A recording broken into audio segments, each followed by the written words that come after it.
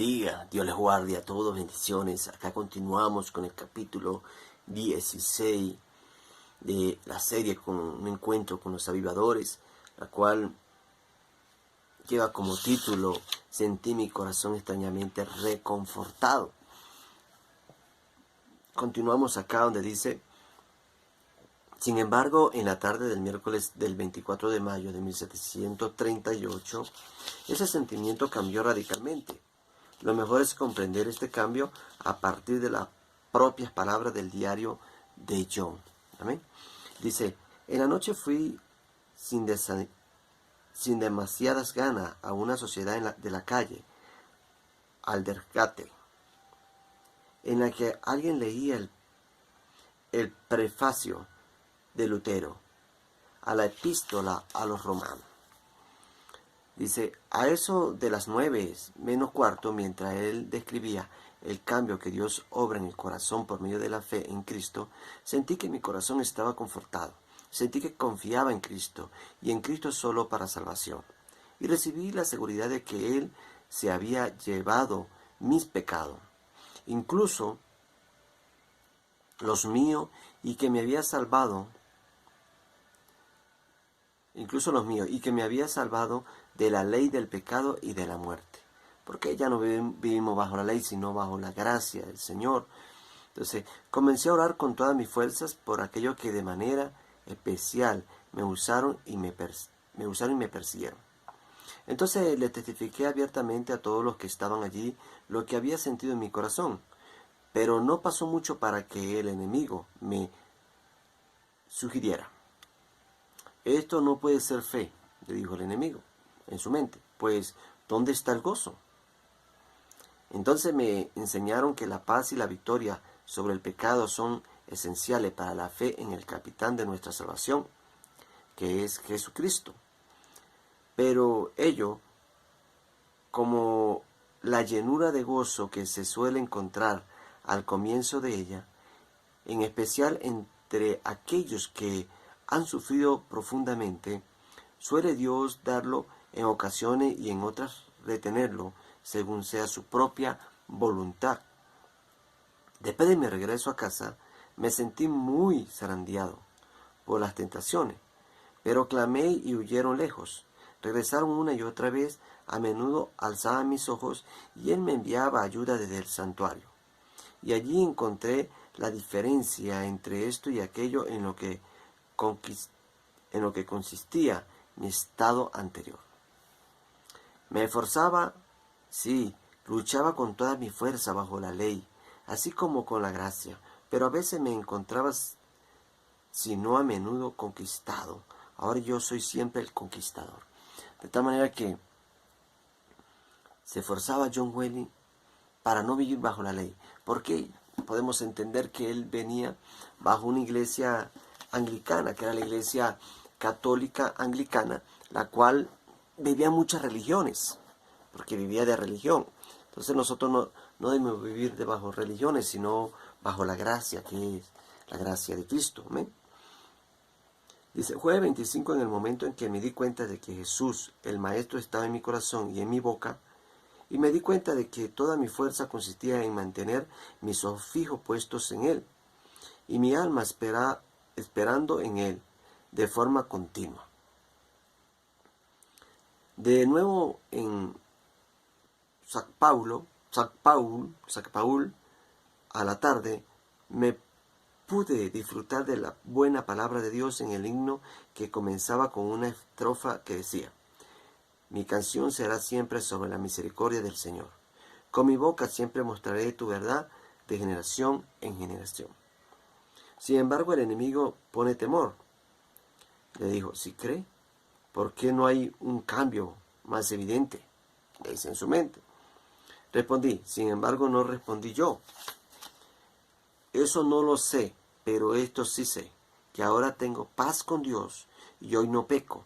Y Jesús, mi Maestro, me ha prohibido pensar en el mañana. Qué maravilloso que muchas veces Jesús nos prohíbe pensar en el mañana, porque como la palabra del Señor dice, que cada día tiene su propio afán. Cada día tiene su propio afán. Y a veces nos ponemos a pensar en el mañana cuando aún no hemos terminado ni de vivir el hoy. debemos entender esa maravillosa frase que él dijo. Amén. Dice, los moravos le habían dado a los hermanos Wesley la llave que ellos necesitaban para transformar su nación. El nuevo nacimiento de Inglaterra quedó atrapada en las garras de la creencia calvinista de que nadie podía saber quién estaba predestinado a ser salvo, así como también a la enseñanza de la Iglesia anglicana, que afirmaba que los sacramentos eran la tarea necesaria de cualquiera que esperara estar predestinado para la salvación. El nacimiento metodista transformaría a Inglaterra.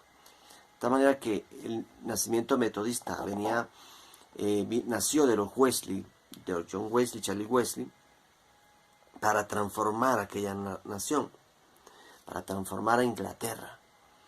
Era grande el llamado de John Wesley y de Charlie Wesley, y Dios hizo cosas poderosas con ellos.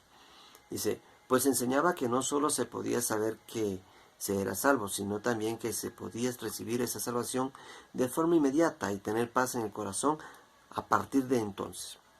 Después, cuando se añadieron a esto los métodos de John de la búsqueda de la santidad, que incluía sociedades unidas, para que los creyentes se reunieran rigurosamente, centrándose en la oración. El ayuno y el estudio de la Escritura son importantes. El reavivamiento tenía ahora no solo un marco, sino también la chispa del Espíritu Santo y el poder de Dios para la transformación.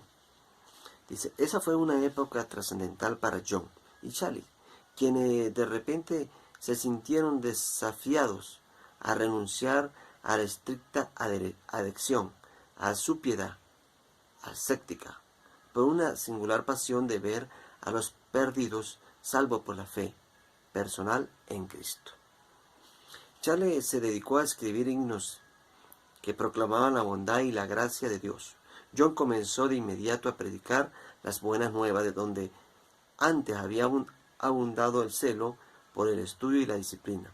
Ahora rebosaba un apasionado entusiasmo por salvar almas. Había vivido un cambio John Wesley, el cual lo apasionaba por salvar las almas. Dice, la sencillez del Evangelio había quedado clara, por fin, y donde antes habían fracasado en comprenderla o en transmitirla, ahora se entregaban a sí mismos por completo para dar a conocer a todos la simple verdad del amor redentor de Dios.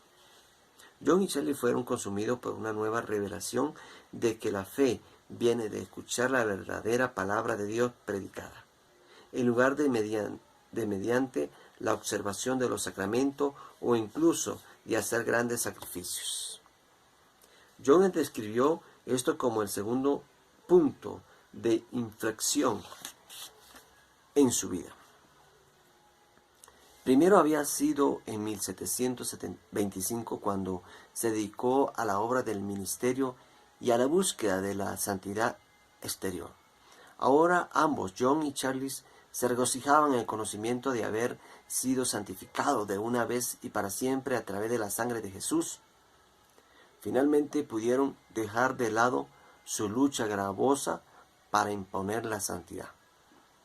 Mediante la propia fuerza de voluntad, las buenas obras y la devoción piadosa. Después de haber hablado sobre los medios de gracia a través de las obras de piedad, disciplina espirituales y las obras de misericordia, hacer el bien a los demás, ellos ya podían enseñar un medio de gracia provisto exclusivamente por medio de la fe en Cristo. Solo Dios transforma a los creyentes a través de la oración, la lectura de la Biblia, la meditación y la Santa Comunión. Ellos enseñaron que es el poder del amor de Dios que actúa en nosotros el que capacita a los creyentes a aspirar a la santidad de corazón y de vida. Este cambio de perspectiva condujo a la enfática exhortación de los hermanos de que debemos conocer el abundante amor de Dios por nosotros antes de que comencemos a amarlo. A Él o amar a nuestros prójimos como deberíamos. Amén. Dice, también enseñaron que rendirse al amor de Dios y permitirle que fluyera a través de nosotros produciría finalmente toda gracia cristiana, todo carácter santo y feliz. Y de aquellos brota uniforme santidad, de acción. Al igual que Pedro y Pablo delante de ellos, una vez que los hermanos Willis experimentaron personalmente la vida de resurrección de Cristo en sus propios corazones por la fe, no pudieron dejar de entregar su vida por completo con el fin de hacer que esa vida fuera conocida por todos. Amén. Los Wesley tuvieron que conocer el verdadero amor de Dios primero. O sea que Cristo murió por nosotros para después reconocer y deber y saber que debemos amar a Cristo por el sacrificio que hizo en la cruz. Y así como amamos a Cristo, amaremos al prójimo también. Entonces es necesario entender que Dios nos llamó ¿para qué? Para que nosotros entendamos el amor de Él sobre nosotros, que Él nos amó a nosotros primero que nosotros a Él. Por eso debemos entender que Dios es bueno y Dios es misericordioso. Los Wesley, cuando entendieron esto, fue que pudieron entender que Dios tenía un propósito grande para su vida y que Dios iba a hacer algo con ellos. Vino un cambio en Inglaterra, vino una transformación en esa nación por medio de John Wesley y Charlie Wesley.